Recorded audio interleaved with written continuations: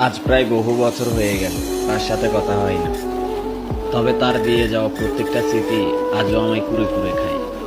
এখনো মধ্যরাতে তার স্মৃতিগুলো আমাকে খুব কাঁদায়। নির্ঘুম রাতটাকে পার করতে ভালোবাসাটা গড়ে তুললাম আমার এই শখের গাড়ির সাথে।